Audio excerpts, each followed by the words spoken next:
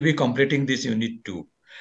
So in unit 2, that is review of literature, we discussed about how to write review. Then also about how we quote in-text reference in the bibliography.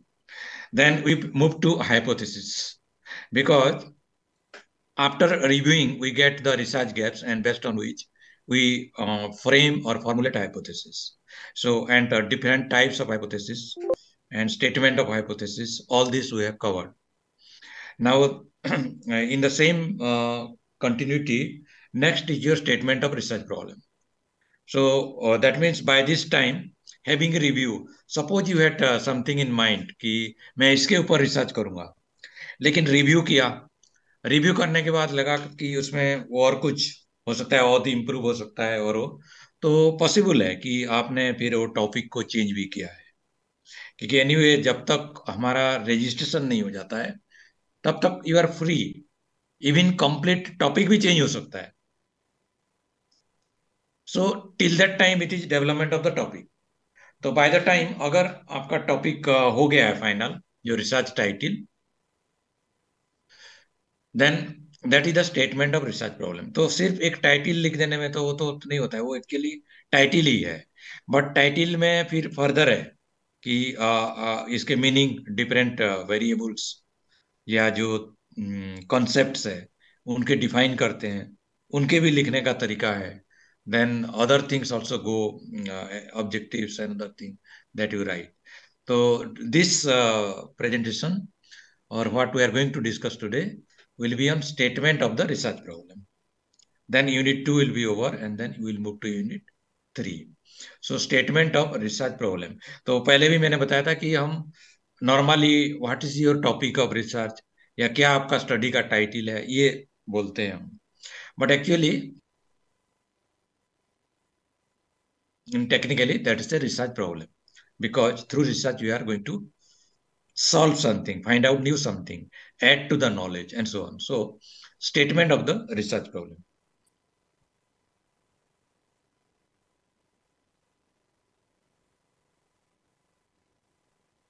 Now, characteristics of a research problem.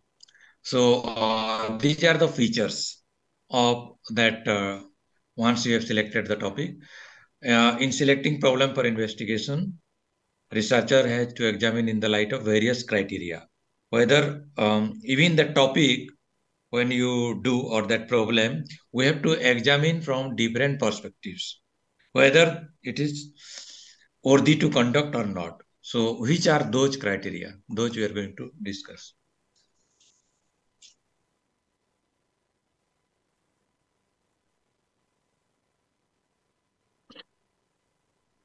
So one is that the problem should be researchable. Mean wherever we are doing that topic or the problem, is it really possible to conduct a research on that? That you have to look at it too. क्योंकि कोई भी topic ले लिया वो possible नहीं होता है उसमें. So whether it is researchable, like a problem must be stated in workable research inquiry that can be answered empirically. Mean उसमें हम कुछ फाइंड आउट करने जा रहे हैं और उससे हो सकता है, ये एग्जामिन करना है आपको, जो क्राइटेरिया 1 है. So like you can see this example. This topic is like study habit of licensed porters in railway stations. तो जो कुली कुली जो होते हैं, उनकी जो लाइसेंस वाला कुली, मीन जो अपना ड्रेस पे होते हैं, उनके स्टडी हैबिट हम करने जा रहे हैं रिसर्च में. सो इन दैट केस,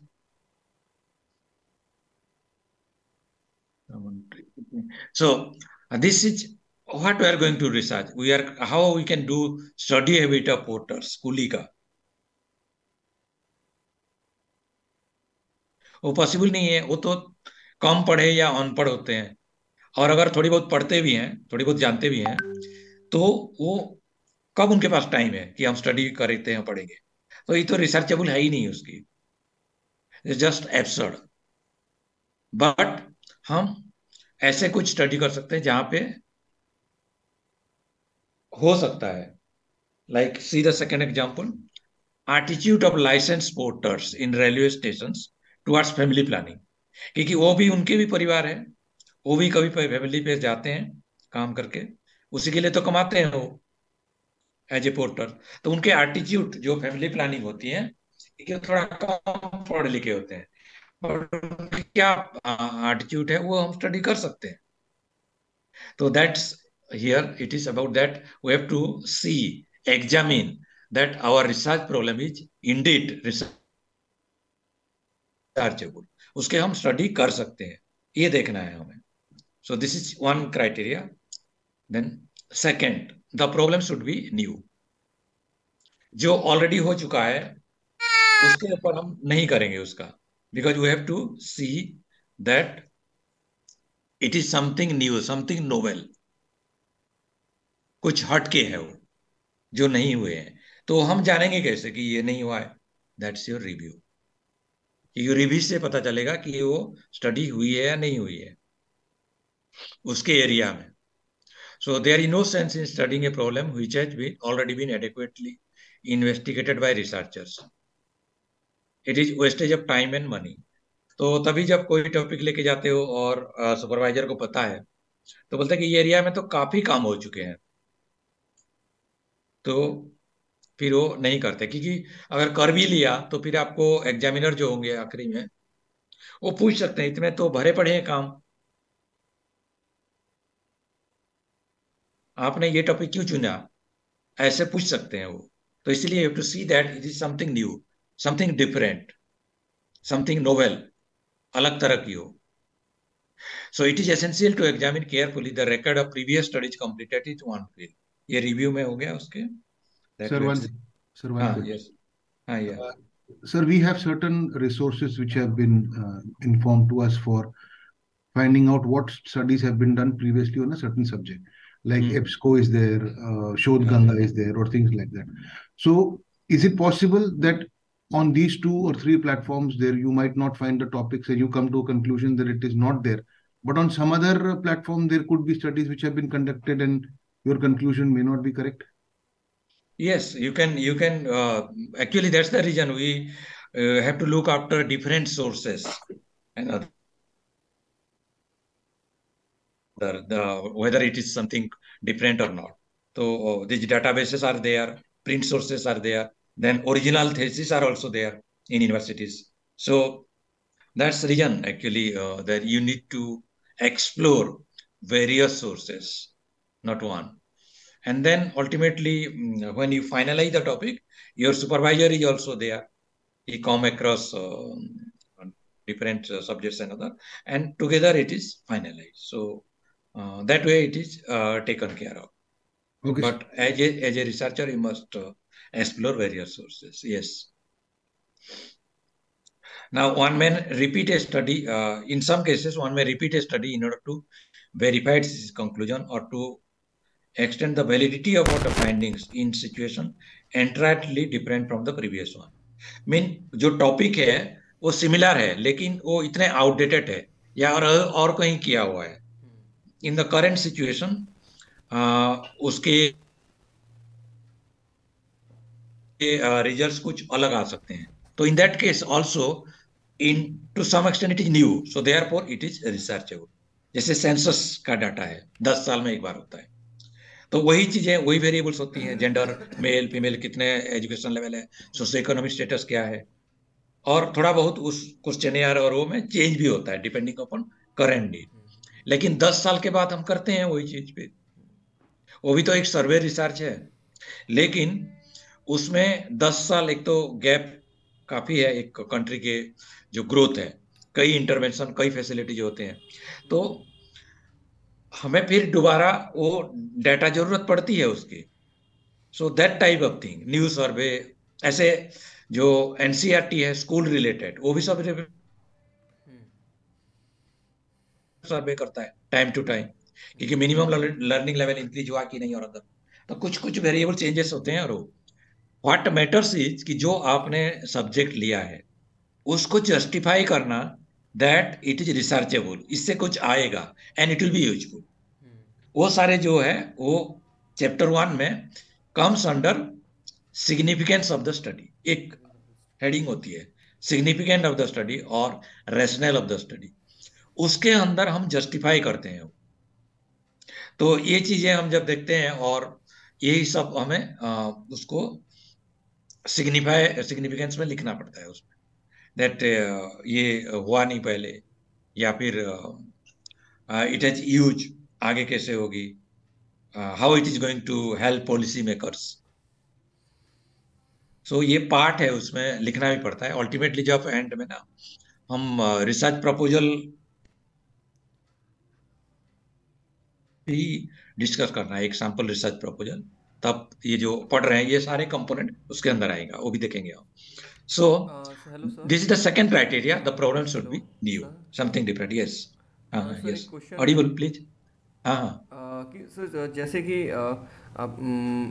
हम जो रिसर्च कर रहे हैं सर, अगर सिमिलर अगर उस तरीके का कोई और भी प्रेजेंट टाइम में रिसर्च कर रहा है तो सर ये हाँ क्या एक प्रॉब्लम हो सकती है? जैसे कि मुझे हाल ही में पता चला है किसी के थ्रू, लाइक जैसा मैं कर रहा हूँ वैसा आईआईटी में हैदराबाद में कोई सिमिलर चीज़ में एडमिशन लिया है और हाँ वो करेगा सेम चीज़, कर रहे तो हैं। ये एक प्रॉब्लम हो सकती है या ये सही है या गलत है सर ये?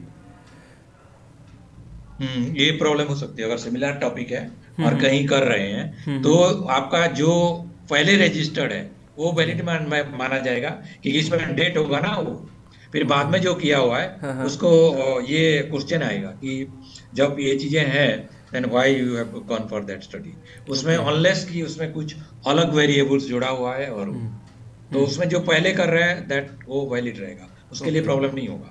तो तो सर ये ये चीजें कैसे देखना पता है। करें कि मतलब हमें मालूम तो पड़ नहीं पाएगा कि सर वो लाइक एग्जैक्टली कर क्या रहा है उसके अंदर, क्या कंपोनेंट रखना है, क्या वर्टिकल्स कब किया रख रहा हुआ है? है? हाँ। तो नहीं नहीं नहीं, वो अंदर प्रोसीजरली जो भी हो, जी जो टाइटल है वेरिएबल्स है, जी। उससे अगर मैच कर रहा है, सिमिलर है, हम्म। एग्जैक्ट टाइटल सेम भी नहीं हो, हम्म कुछ अलग तरीके से भी प्रेजेंट हो। जैसे हम्म हमने पढ़ा हुआ है कि title can be in question form also, hmm. Title can be in statement form. Hmm. लेकिन अगर ऐसा कुछ है कि जी वही चीज है जो ओवरऑल जो थीम ऑफ द रिसर्च जी। वही है, तो it is hmm. Questionable okay okay उस केस में, तो आपको वो देखना है डिफरेंट। और ओके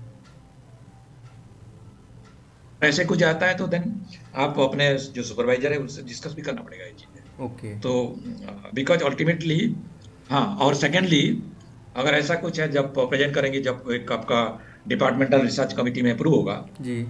उस टाइम पे भी ये बात आ सकती है। हम्म।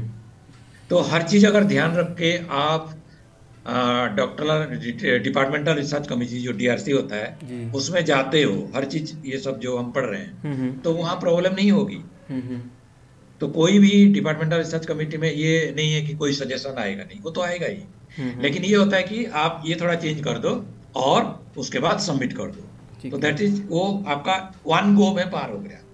हम्म लेकिन अगर बोलते हैं कि इसमें बहुत सारे रिवीजन है and we need another DRC, तो फिर उसमें बहुत सारे कमियां हैं। हम्म और एक डीआरसी डिपार्टमेंटल रिसर्च कमेटी कब हम्म। होगा, उसमें फिर पास होगा, तो ये है लेंथनिंग द टाइम। तो अगर फास्ट गो में जो आपका हो जाता है अप्रूव, तो हम्म। नथिंग लाइक दैट उसमें। ओके। तो ये चीजें तब वो सारे चीजें जब ये एग्जामिन करके लोगे तो ऐसा प्रॉब्लम नहीं आएगा ये। ठीक है। ठीक ठीक सो है sir. Second criteria, the problem should be new.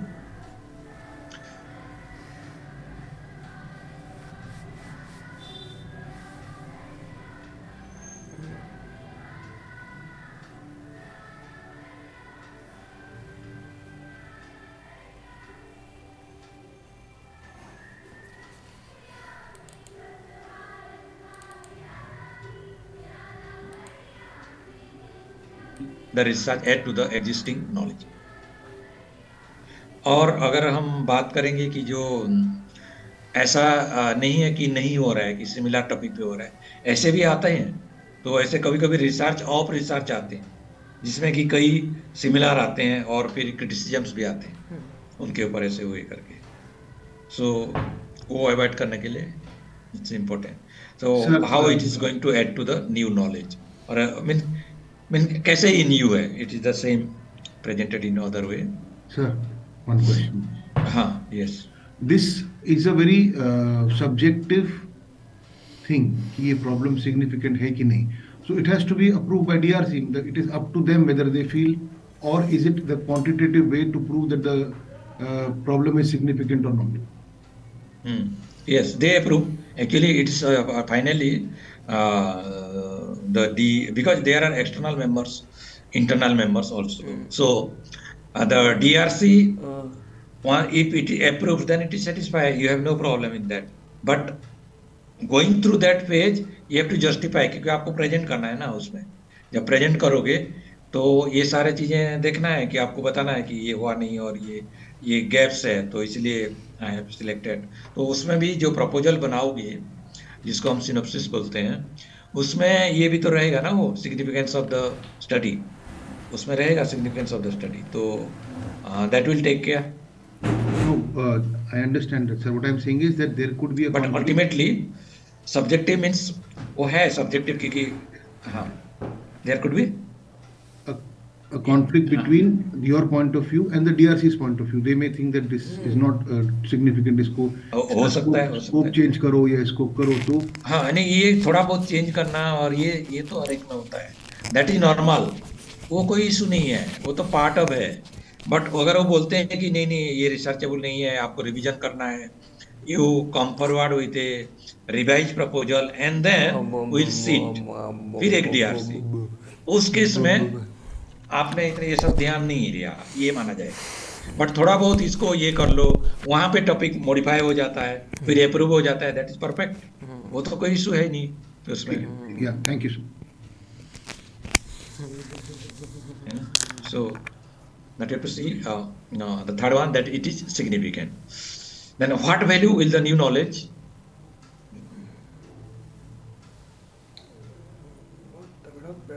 What value will new knowledge? What purpose will serve through solution of the particular problem? अच्छा, ये हो गया.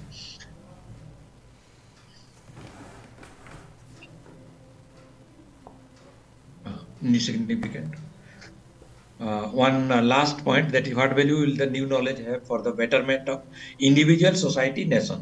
ये last also आपके जो significance में लिखना पड़ता है. That how it is going to help the society, nation, or internationally, or for policy makers, उनको क्या फायदे होगी. तो उनको कैसे पता चला कि आपने क्या रिसर्च किया, that part of your publication. तो हम तभी वो न्यूज़पेपर में या जर्नल में पब्लिश करते हैं ना, तभी तो करते हैं वो आगे. अभी जब जैसे पैंडेमिक आ जाता But है. we had prepared this similar thing at the time of that entrance test and Viva. We had prepared a similar presentation that time also. हाँ, नहीं, वो तो आखिरी में जो थीसिस सबमिशन के बाद है. बट ये जो हम बात कर रहे हैं ड्यूरिंग योर इनिशियल स्टेज, जब आपने स्टडी की नहीं है, अप्रूवल के टाइम, ये सारे पॉइंट्स आएंगे. मतलब all this thing you have to consider so that your proposal is clear. तो उस टाइम पे भी देखना है कि ये स्टडी जो है कैसे यूजफुल होगा. बिकॉज ये हम जो बात कर रहे हैं ना, स्टेटमेंट ऑफ द प्रॉब्लम की बात कर रहे हो, तो जो स्टडी आप कर रहे हो उसको जस्टिफाई कर रहे हैं कि it is researchable, it is something new, तभी तो अप्रूव करेगा वो DRC, डिपार्टमेंटल रिसर्च कमिटी. तो उसमें हमें ये भी लिखना पड़ता है कि this way this is going to help उसमें. फिर एक्चुअल हेल्प जो आएगा वो बाद में आएगा उसमें. तो आपका जो सिनॉप्सिस प्रपोजल है, टिल एंड तक उसका इम्प्लीकेशंस रहता है, क्योंकि उसी से आपको वो एक ब्लूप्रिंट है ना, वो गाइड करता है आगे conduct of the research. Yes, sir. Because somewhere or so it is come to use. Otherwise उस findings का कोई अगर यूज नहीं है तो क्या वैल्यू आएगा नहीं उसका कुछ. Yes, sir. Then otherwise it is for only for the degree. जैसे हम मास्टर्स थीसिस में करते हैं, वो कुछ ज़्यादा ऐसे होता नहीं. It's a part of learning how to do research. But doctoral studies में तो ये बात आएगी ना, वो तभी एक डॉक्टरल स्टडीज में 4 साल 5 साल मैक्सिमम 5 साल तक UGC फेलोशिप देता है, या Indian council of social science research, CSIR, सारे 4-4 5-5 साल एक को फंडिंग करते हैं. इसीलिए ना कि because something will come, it will be helpful for policy makers. और But अभी sir, अगर हम देखेंगे, if the research is not funded, it is like not everybody is asking for UGC grant, funding, asking yes, for yes, funding. Most of this nowadays PhDs which are being pursued are done on a private funding or on an individual basis. In that yes. case, what is the view of the DRC? We are not asking for any money from them. No, still then this thing will be there. It is not the question of money or whether funded or not funded. The rules remain the same. सभी के लिए समान है वो guidelines भी सबके समान होते हैं. तो all this thing will be applicable even if you have funded on your own. उसमें इवन कोई अगर फंड भी किया है वो बाद में पब्लिश नहीं हुआ या कुछ नहीं हुआ, ऐसे कुछ पूछा नहीं जाता है वो ऐसा. बट ये हमारा रहता है कि ultimately from starting to end जो एग्जामिनर्स हैं और वो हैं कि एक बाहर की भी एग्जामिनर होगा तो देखते हैं कि इज इट समथिंग, कुछ उसमें से निकला, कुछ नया है, कुछ ये सब तो रखेंगे और वहाँ पे. नहीं तो फिर वो they will ask you during viva और वो सब होने के बाद क्योंकि 3-4 साल 5 साल तक हो जाता है. अगर कुछ कमियां रहा तो भी कर देते हैं एज सच पास कि कोई मेहनत किया है, unless it is very low standard. लेकिन ये करना पड़ता है normally. You have to see this, तभी वो टाइम लगता है एक्चुअली. तभी मैंने बताया ना कि 4 साल में भी अगर हो जाता है किसी का, it is a very good time, 4 साल completion. Yes, yes, sir. Thank you, sir. Okay, right. Then one more criteria that problems should be feasible to carry out. ये आसान है, means you have to see it's your benefit कि really बताए 3 साल तो minimum है, उसके पहले आपका होगा ही नहीं. बट मैं 1 साल और भी ले लेता हूँ 4 साल से, क्योंकि मेरे पास जो फंड है इतने हैं तो मैं रियली कर पाऊंगा या नहीं कर पाऊंगा, ये ध्यान में रखना है. ज़्यादा फंड है, आपका जॉब का भी प्रेशर्स है, तो लगता है कि ओके कोई बात नहीं, मैं 5 साल में तो हो ही जाएगा. तो वो जो ध्यान में रखते हैं ये है उसकी, whether it is really feasible to do और नॉट. ये जैसे उसमें से एक है रिसर्च कॉम्पिटेंसी, कि वो रिसर्च करने का जो मेथोलॉजी है अनदर, वो नॉलेज कॉम्पिटेंसी है या नहीं है. किसी के पास कम है, किसी के पास ज्यादा है, तभी आप यहाँ पे अभी हम साथ में जो कर रहे हैं अभी ये 4A के रिलेटेड है. कुछ थोड़ा बहुत जानते भी हो तो और जानने के लिए, ताकि developing in you the research competency, the research knowledge, उसके लिए तो है. And it is compulsory. पहले ये कंपलसरी नहीं था. I think some 10-15 years back ये कोर्स वर्क जो है वो कंपलसरी नहीं था. हम लोगों ने जब PhD किया कोई कोर्स वर्क हमने नहीं किया, डायरेक्ट हो किए. तो अभी वो इसलिए किया हुआ है क्योंकि दे बिकम मेथोडोलॉजिकल और करें. फिर बहुत सारे रिसर्चेस में प्रॉब्लम्स आए, तभी गवर्नमेंट ने कंपलसरी किया है. अभी भी कंपलसरी है. थोड़ा सा उसमें एक चेंज किया है 2022, जो अभी आज खत्म हो रहा है, 23 आ जाएगा कल. तो 2022 नॉर्म्स में एक आती कोर्स बढ़ाया है, उसमें वो भी माइनर सा है. वो जैसे आप लोग ऑलरेडी जहाँ पे भी हो, अभी इन्होंने 1 क्रेडिट का कंपलसरी कर दिया है कि पढ़ाना है कोर्स वर्क के दौरान. किसी जो अंडर ग्रेजुएट स्टूडेंट या PG स्टूडेंट, उनको पढ़ाना है. वो पहले कंपलसरी नहीं था, अब वो कंपलसरी है. थोड़ा सा कोर्सेस में करिकुलम डेवलपमेंट के बारे में भी जानोगे. टीचिंग पेडागोजी एंड करिकुलम वो भी ऐड किया हुआ है. बहुत ज़्यादा चेंज नहीं है, थोड़ा सा है, जो कि माइनर चेंज उसी क्रेडिट में भी हो सकता है. वो हमने उसका जो न्यू स्ट्रक्चर जो अगले बैच आएंगे उनके लिए हम उसके ड्राफ्ट बना चुके हैं एक्चुअली उसको. But approval another thing is due, so it will be the new batch will have something different. वो करना पड़ेगा उनको, क्योंकि 22 का ये करके हमने वो प्ली ले लिया ना. अभी तो रूल आया हुआ है और अभी भी आया भी अभी है, नवंबर में आया है जो 2022 नॉर्म्स. अगर वो बहुत पहले आता था तो हमें कंपलसरी वो करना पड़ता था आप लोगों के लिए. तो अभी वो जो लास्ट बैच में हुआ था सेम है, तो जरूरी नहीं है आपको. If it is, even if it is not compulsory for 2022 batch, but somebody wants to do it voluntarily, then can do. नहीं, हम उसमें जो उसका वो इशू आएगा नहीं है, सिर्फ ये आता है कि whether you have completed the course work और नॉट, कौन सी रूल से किया हुआ है, वो सब कोई भी पूछेंगे नहीं आप। बट यस, वो आपका जब सबमिट करोगे ना, आपकी जो मार्कशीट्स है, जब एग्जाम दोगे फाइनली, जो मार्क्स कार्ड होगा उसमें आपका वो कि यू हैव पास्ड, वो देना पड़ता है उसको रजिस्ट्रार ऑफिस को, तब जाकर वो आपको उसका एक्सेप्ट होगा। वो है, वो कौन सी, वो तो पता है कि आपको ना, जहाँ पे सबमिट करोगी 2001 की नॉर्म्स, नहीं 2016 की नॉर्म से आपने किया हुआ है, 16 का नॉर्म्स है ना वो, और थोड़ा सा उसका चेंज हुआ था 2018 में, that is related to SC/ST OBC के लिए कुछ एलिजिबिलिटी का था, दैट वाज द नॉर्म। और 2022 में न्यू एजुकेशन पॉलिसी रिलेटेड भी जुड़ा हुआ है कुछ। So that is about that a coursework, familiarity with the research methodology, concept and laws.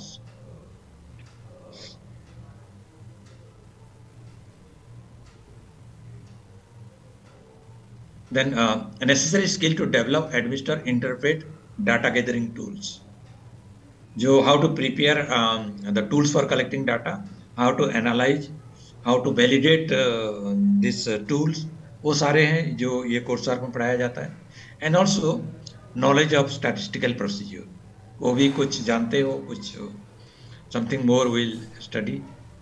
तो it's about developing the research competency, means हमें खुद को देखना है कि मैं रियली रिसर्च कर पाऊंगा कि नहीं। Then B, interest and enthusiasm, problem is to be meaningful and to raise curiosity in the researcher. जो 4B है ये ऑलरेडी है, तभी तो आप हो, mean you are showing interest in PhD और एंथुसियाज्म, आप करना चाहते हो, reason whatever may be willing for promotion, willing for something, and for your, जब आपको अगर मैं बता दूं पॉलिसी, ये जो न्यू एजुकेशन पॉलिसी और ये जब चल रहा था 2021 में, ये 2021 जुलाई जो जा चुका है, वहां तक गवर्नमेंट की प्लानिंग थी कि यूनिवर्सिटी में कोई भी एम्प्लॉयड नहीं हो पाएगा टीचिंग में, unless the person is having PhD। फिर 2000 जुलाई 21 जब अप्रोच किया तो गवर्नमेंट ने प्रोटेस्ट फेस किया कॉलेज से, और बाकी जो MPs नहीं होते हैं, वही तो रिप्रेजेंटेटिव होते हैं ना हमारे, उन लोगों से भी, क्योंकि लोग उनके जरिए पहुंचते हैं कि नहीं बहुत सारे रह जाएंगे, और वो हैं इतने PhD भी कहाँ हैं, और वो है, तो अभी वो हैंगिंग है, उसके ऊपर कोई फैसला नहीं है अभी, बट कोई चीज़ बना है, कभी ना कहीं ये होगा हो। मान लो कि आप लोगों की भी कोई उम्मीद होगा कि मैं आगे यूनिवर्सिटी में ज्वाइन करूं, तो अभी कंपलसरी नहीं है, लेकिन ये कभी ना कभी हो जाएगा कंपलसरी। जो PhD नहीं है वो कॉलेज में पढ़ाएगा, बाकी यूनिवर्सिटी के लिए PhD कंपलसरी होगा। अगर हम आज की सिचुएशन देखें, जो 48 सेंट्रल यूनिवर्सिटी है इंडिया में, वहाँ रूल ऑल्दो नहीं है, 48 सेंट्रल यूनिवर्सिटी में अगर PhD नहीं है आपको एंट्री नहीं है, वहाँ वो लेते ही नहीं है, वहीं से काट देंगे, जस्ट बाय फॉलोइंग द, वो रूल तो बना नहीं है बट वो लागू कर रहे हैं अभी भी, क्योंकि दे हैव द ऑप्शन, वहाँ काफ़ी एप्लीकेशंस आते हैं एंड अदर थिंग, तो दैट दे आर फॉलोइंग। वो भी नहीं हो रहा था ये लास्ट 5 years में, उन लोगों ने भी कर रखे। तो ये चीजें हैं, मतलब पर्पस अलग होती है, इंटरेस्ट, एंथुसियाज्म, व्हाटएवर में बी द रीजन, या फिर आप प्रमोशन चाहते होंगे, या कुछ लोग होते हैं कि वो चाहते हैं रिकॉग्निशन। आप एक जब डॉक्टर सो एंड सो लिखोगे, एक रिकॉग्निशन होता है उसमें। तो ये देखना है कि जो इंडिया में है, जब डॉक्टर लिखते हैं हम, दैट इज आफ्टर अवार्ड है, जब आपको अवार्ड हो जाता है then you are eligible to write doctor. लेकिन इंडिया में ये होता है कि कुछ स्टेट्स हैं, जैसे भी उत्तर प्रदेश है, बिहार वगैरह में कुछ स्टेट्स हैं इंडिया में, जो जैसे थीसिस सबमिट किया हुआ है ना, थीसिस आपने सबमिट किया, वो लोग डॉक्टर लिखना शुरू कर देते हैं, वो गलत है, दैट इज रॉन्ग। लॉजिकली कब है, व्हेन यू आर अवार्डेड, जिस दिन आपको अवार्ड हो गया, वाइवा हो गया, उस दिन से आप लिख सकते हो, लेकिन उसके पहले नहीं लिखना। ये करते हैं, मैंने देखा हुआ है यूपी में, कुछ लोग ये डॉक्टर ही लिखना शुरू कर देते हैं बिफोर अवॉर्ड सबमिट होता है, बट वो लिखना शुरू कर देते हैं। तो दैट्स फॉर योर नॉलेज कि उसके मीनिंग क्या है। That is so this to that आपको खुद को देखना है कि रिसर्च कॉम्पिटेंसी यानी इंटरेस्टिंग आपको थे। नाउ हैविंग रजिस्टर्ड, कुछ लोग एनरोल करते हैं, फी पे करके एडमिशन ले लेते हैं, और कुछ उसके बाद फिर डॉक्टर रिसर्च कमेटी होती है। उसके बाद फॉर योर इंफॉर्मेशन ऐसा नहीं कि जो सारे लोगों ने रजिस्टर किया है वो सारे कंप्लीट करते हैं। The rate of drop out in PhD is as high as 40%। 10 में से 6 लोग कंप्लीट करते हैं, 4 लोग नहीं कंप्लीट करते हैं, वो छोड़ देते हैं बीच में। ऐसा क्यों होता है? उसके कई रीजंस है। एक तो जॉब सिक्योरिटी, ऑलरेडी जॉब में होते हैं, पीएचडी हो या ना हो क्या फर्क पड़ता है, वो कर नहीं पाते हैं। कुछ रीजंस फॉर लेडीज ये हो सकता है शादी होना, मैरिज हो जाती है, फिर और कोई एप्लीकेशन आ जाती है। कुछ लोगों का ये फैक्टर है जो पढ़ रहे हैं, कॉम्पिटेंसीज उनको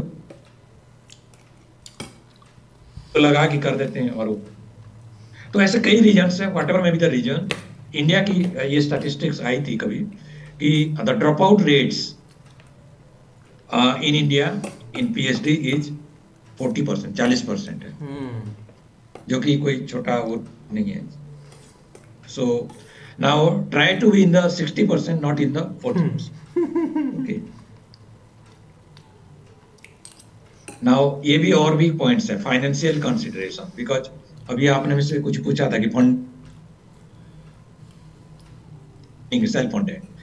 अगर आप सेल्फ फंडिंग से कर रहे हो तो पहले से ही एग्जामिन करना कि really I will be able to fund और नॉट। और अभी हम जब डिपार्टमेंट्स में आते हैं या कोई पूछते हैं तो हम इनको काफी ओरिएंट करते हैं कि this is the fund, on your own you have to do, and then that you have that much of spare, that much of money, ये बताते हैं हम उसको। So, necessary financial resources required to carry out the investigation. You do have that. जैसे apart from your fee, जो last year में जब आप सबमिट करोगे in ASU, you have to pay 45,000 उसको सबमिशन के टाइम, जो एग्जामिनेशन एंड अदर फी है। आई थिंक आपको बताया गया होगा, if you know. Then can seek financial assistant, otherwise आप आफ्टर रजिस्ट्रेशन अगर आप फाइनेंस चाहते हो then you can seek from any of this bodies also. ये एग्जाम्पलरी और भी हैं, like research such as different bodies like DST, department of science technology, DBT, department of biotechnology, council for scientific and industrial research, Indian council of social science research, university grants commission, national council of educational research and training. ये examples है जो लोग research के लिए funding करते हैं। But once ये आपके लिए, अगर आप जॉब कर रहे हो तो वो फंडिंग नहीं होगी उनसे फॉर सेल्फ पीएचडी। आप प्रोजेक्ट ले सकते हो अलग रिसर्च, बट पीएचडी के लिए वो होता है जो फुल टाइम करेंगे, आपको आना है और जो ज्वाइन करना है, उसके लिए भी ये फंडिंग दो तरफ की होती है ना, एक प्रोजेक्ट बेस्ड, एक डिग्री ओरिएंटेड। तो डिग्री के लिए करना है तो ये है, बट इन दैट केस आप जॉब छोड़ोगे तो फिर वो अप्लाई कर सकते हो, या फिर हो और हो। तो आई थिंक ये ज़्यादा एप्लीकेबल नहीं होगा आप लोग के लिए, but for your knowledge these are the bodies जो होते हैं। और आजकल इंडिया में पर्टिकुलरली जो पहले वाला है 3, साइंस टेक्नोलॉजी, बायोटेक्नोलॉजी, CSIR, इनके पास बहुत फंड है, टेकर्स नहीं होते हैं ज़्यादा। प्रॉब्लम आपका जो भी कर रहा है फंडिंग के लिए अगर सही है, प्रोजेक्ट बेस्ड रिसर्च के लिए भी वो काफ़ी फंड होती हैं, दे डोंट माइंड उसके लिए, बट उनको भी देखना होता है ना कि प्रॉब्लम के कुछ फ़ायदा हो रिसर्चर, जो पॉइंट्स हमने डिस्कस किया है। Otherwise compare to social science research, ICSSR और UGC, जो फंडिंग है from scientific bodies, technological bodies, defence establishment, वहाँ से ईजी है मिलना।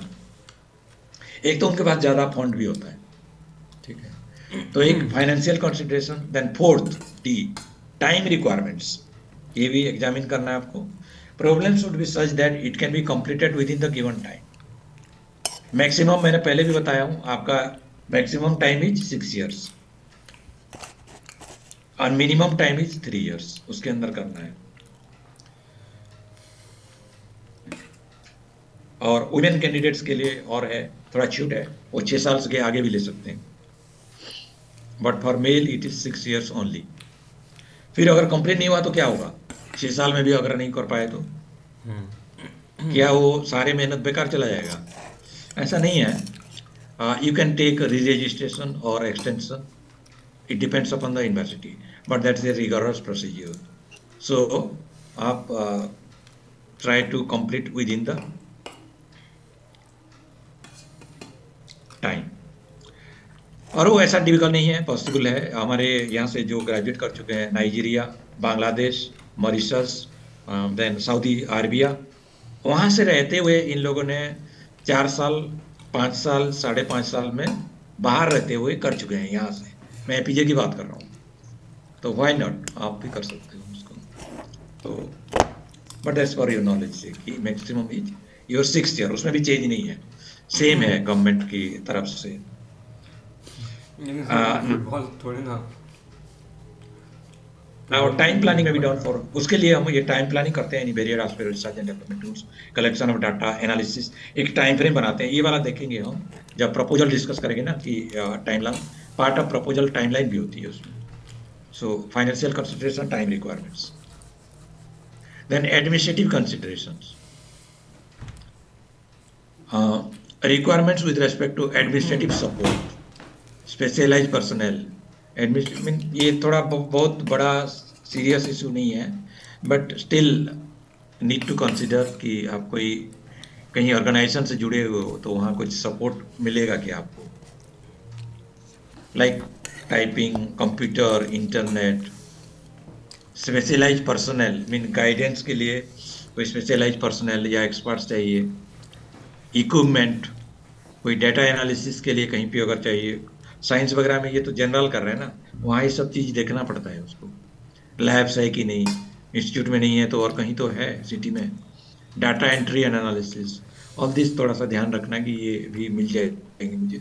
Obtaining permission to use sample subjects, local facilities, use of interview, observation techniques.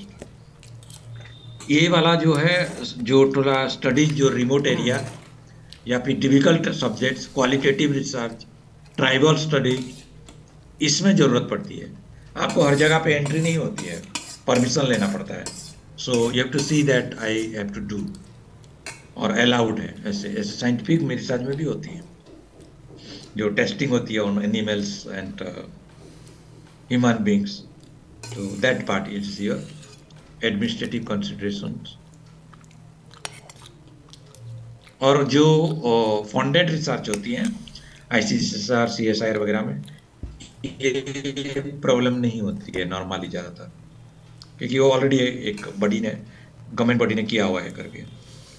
Now ये part, these were the considerations की whether about your statement of the research problem, कि before going for the research, before going for doctoral research committee for approval, you take into consideration सारे aspects, then it will be smooth passage, फिर वो अच्छी तरह आपका पास हो जाएगा उस, ये ध्यान में रखने में। Now writing about the statement, अभी statement फिर कैसे लिखते हैं उसको। Statement means doesn't simply mean एक title, उसके और भी कुछ होते हैं, like terms used in the study, क्योंकि जो technical terms है, variables है, उसको हम define करते हैं according to meaning in the context of the study, उसके मीनिंग, उसके रिसर्च के अंदर क्या मीनिंग है, नॉट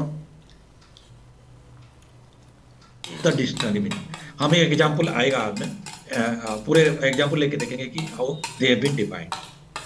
देन सर्टेन केसेस, कुछ जगह पे आपकी ऑपरेशनल मीनिंग जो रिसर्च में यूज हुआ है और डिक्शनरी मीनिंग सेम भी हो सकता है, बट अगर सेम भी है, यू नीड टू डिफाइन जो भी टेक्निकल टर्म्स है, एवरी टेक्निकल टर्म्स आपको डिफाइन करना है इन योर रिसर्च प्रपोजल और थीसिस में भी फाइनली।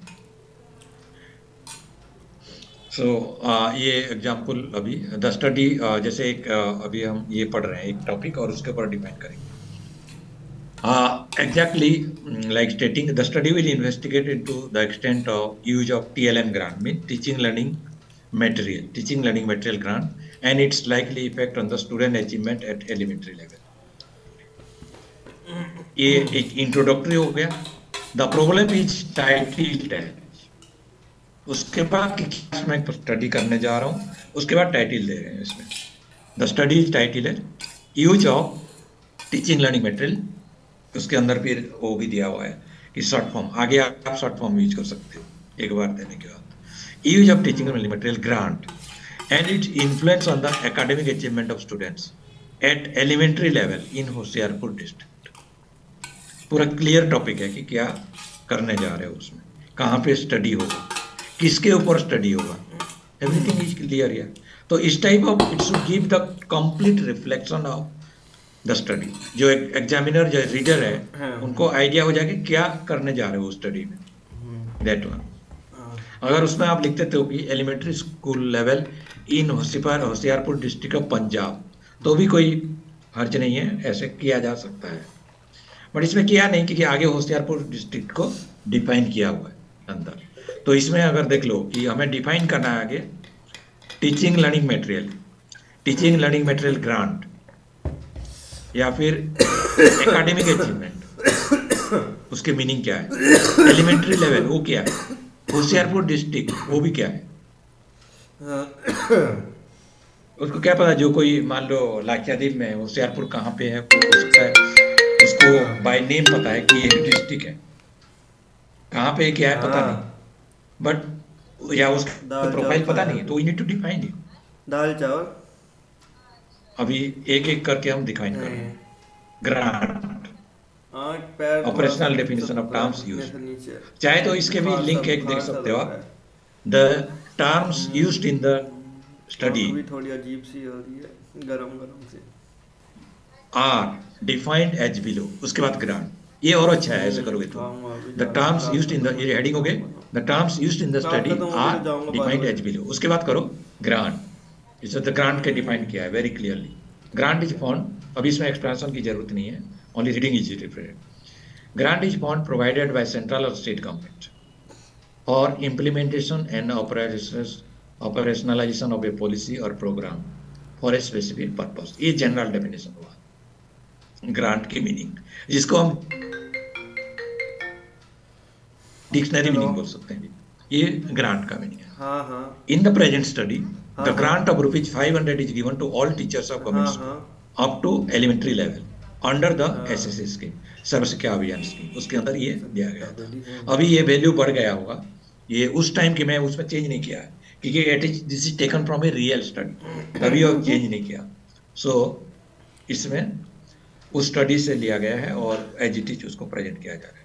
तो ग्रांट, इसके मीनिंग दे दिया कि 500 रुपए जो ग्रांट हर एक स्कूल टीचर्स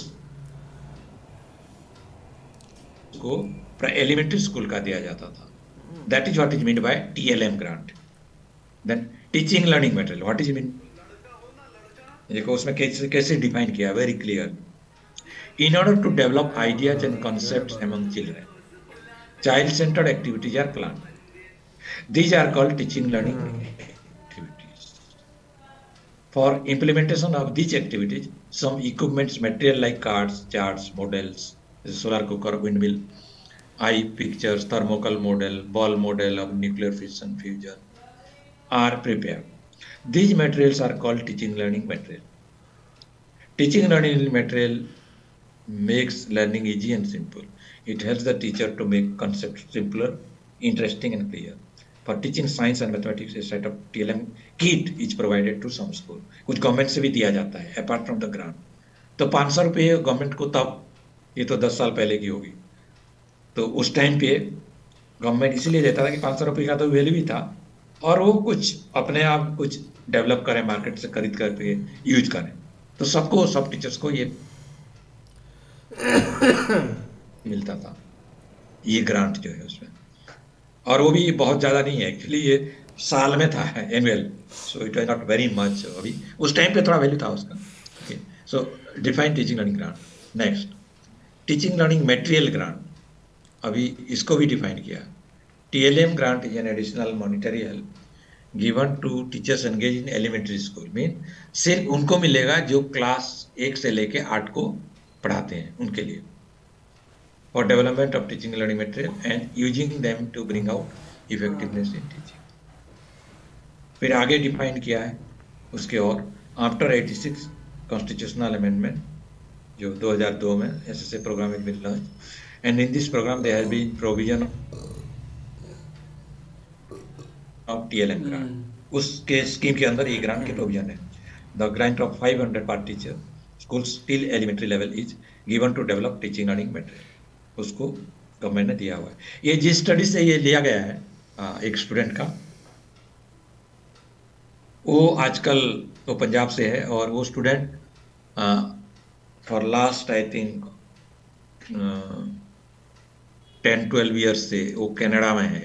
ये स्टूडेंट आजकल वहाँ पे काम करता है, वो परमानेंट रेसिडेंसी भी ले लिया होगा वो।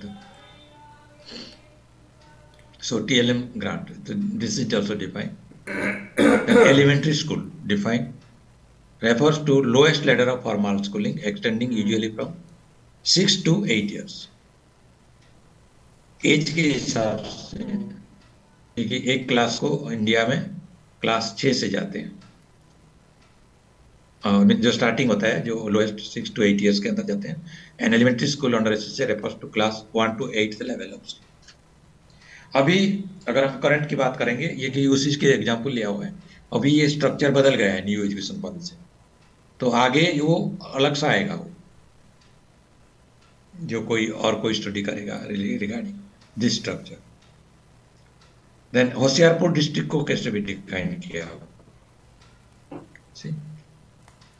पूरा प्रोफाइल दिया है, ब्रीफ प्रोफाइल, जैसे कि पता चल जाएगा। The study related to district Hoshiarpur. Hoshiarpur district is located in the north east part of Punjab. It falls in Jalandhar's revenue division and it's situated in the Bist Doaba, that is Doaba region of the state. The district is sub-mountainous and stretches of river Beas in the northeast. It has an area of that many kilometers and a population of this as per 2001 census। तब उसी time की data है। Area wise it is the largest district of Punjab. It is also the most literate district in the state. The district contains 4 subdivisions: Hoshiarpur, दसवा, मुकरिया and Garhshankar. क्योंकि ये background देने में आगे इसको इजी होगा ड्यूरिंग नेक्स्ट सैम्पलिंग में भी, क्योंकि ये जो ब्लॉक्स सब डिविजन्स है उनसे उनके सैंपल होना चाहिए उसमें। तो that was conducted that time, but very good study. तभी इसकी फाइंडिंग्स हम जो है ट्रिब्यून नहीं है, द ट्रिब्यून चंडीगढ़ से पब्लिश होता है, उसमें इसके फाइंडिंग्स भी आ गए थे, फ्री ऑफ कॉस्ट उन्होंने पब्लिश किया था।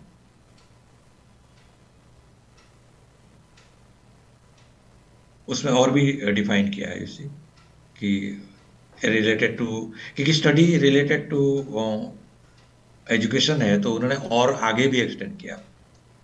कैसे how they develop the literacy is around 81% उस टाइम पे। अभी तो आई थिंक वो 90% से ज़्यादा होगा। और इतने government school, private school, secondary और सारे पूरा complete profile of Hoshiarpur district दिया हुआ है। This is what problem statement, एक टाइटल नहीं है प्रॉब्लम स्टेटमेंट, मतलब ये एवरीथिंग हम उसके आगे डिफाइन करते हैं। देन उसके बाद स्टेटिंग limitations, this is the final limitation. Mean कोई भी स्टडी करें हम, उसका कोई ना कोई लिमिटेशंस होती है, रह जाती है उसमें, क्योंकि कुछ सारी चीज़ें हम कवर नहीं कर सकते। So the study is delimited to the elementary school teachers who teach from class 6 to 8 only. 6 से 8 की जो पढ़ाते हैं सिर्फ उनके लिए। With respect to the study it is limited to class 8 only. The scope of the study is limited to the use of TLM grant and it influence of academic students of एक district only, Hoshiarpur, not for Punjab. तो इस तरह उसको उन्होंने ये study की और delimitation भी स्पेसिफाई किया। So this way it is a full fledged statement of this research problem. Okay, so we complete this statement part, and then we'll move to sampling. So abhi we'll have a break. So any questions on this about statement? In between you had some of you had question already. Sir एक So question sir, जैसे कि India के लिए like शोध गंगा है अपने पास में, उस तरीके से सर इंटरनेशनल लेवल के लिए भी कोई प्लेटफॉर्म है क्या सर हमारे पास? yes, हेलो, आवाज़ आ रही है सर हाँ आपको? इंटरनेशनल स्टडी, हाँ नहीं, हाँ जैसे हाँ आ रही। जैसे इंडिया के लिए सर शोध गंगा हम सेंट्रल एक बना रखा है कि हम थीसिस वहाँ पे देख सकते हैं, तो इस तरीके से हाँ इंटरनेशनल लेवल के लिए भी कोई प्लेटफॉर्म है जहाँ से हम थीसिस सर पढ़ पाएँ बाहरी कंट्रीज़ की? हाँ हाँ वो है ना, बहुत सारे हैं उसमें। एक तो ये जो डेटाबेस है उसमें फुल पेपर्स आते हैं जो ये एप्सको एंड अदर थिंग पेड में।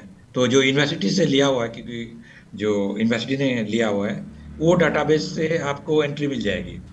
Okay. But apart from that जो यूनिवर्सिटी ने नहीं लिया है तो उसके लिए आप खुद को परचेज करना पड़ेगा वो डेटाबेस। ओके। कुछ उससे क्या होता है, जब एंट्री करोगे से प्रोक्वेस्ट डाटाबेस, प्रोक्वेस्ट, तो उसमें आपको एब्स्ट्रैक्ट मिलेगी। एब्स्ट्रैक्ट फ्री होता है, पढ़ लोगे, बट वो थोड़ा सा ही पता चलेगा, आगे स्टडी में क्या हुआ है पता नहीं चलेगा, तो आपको फिर वो परचेज करना पड़ता है। ओके। तो that way you have this access. Okay, ठीक है। अभी कहीं पे अगर ठीक है। हाँ और सर वन ऐसा मोर कुछ क्वेश्चन। जरूरत पड़ता है तो 3-4 या वन सजेशन, 3-4 अगर कोई आप आसपास में मिलते हो, साथ में कर रहे हो और डेटाबेस परचेज करना पड़ा, तो you can join also, cost share हो जाएगा and use the same password, दोनों जब जिसको जरूरत है, ऐसे भी हो सकता है। हाँ yes, continue. One more question की सर, जैसे कि फंडिंग की हम लोग बात करते हैं प्रोजेक्ट बेस, तो क्या गवर्नमेंट की जैसे लैब्स होती हैं, जैसे लाइक DRDO की लैब्स हैं लाइक टेक्नोलॉजी में, तो सर वो क्या हम लोगों को काम करने देंगे अगर हम लोगों का अगर कुछ उनके लाइक ज़रूरत है इक्विपमेंट्स की, तो क्या वो काम करने देते हैं सर? वो देते हैं, वो परमिशन लेना पड़ता है पहले, अप्रूवल एंड अदर थिंग, क्योंकि अल्टीमेटली जो CSIR लैब्स एंड अदर वो उसी के लिए तो होता है वो। ओके। तो ओके। हाँ, सो बट फॉर्मल प्रोसीजर पे जाना पड़ता है that in that case you can talk to your supervisor and it's, तो that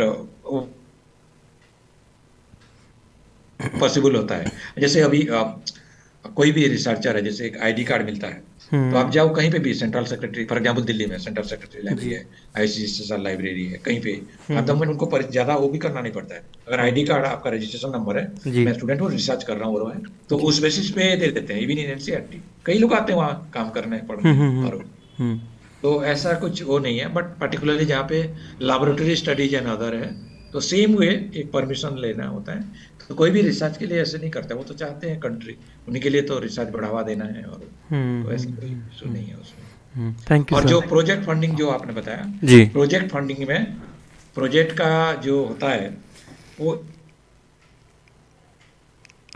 इसलिए तो होता है, कई चीजें आप खुद खरीद सकते हो, इंक्लूडिंग लैपटॉप। जो प्रोजेक्ट आता है, आपको लैपटॉप खरीदना है, प्रिंटर खरीदना है, उसी पैसे से अलाउड है, आप खरीदोगे।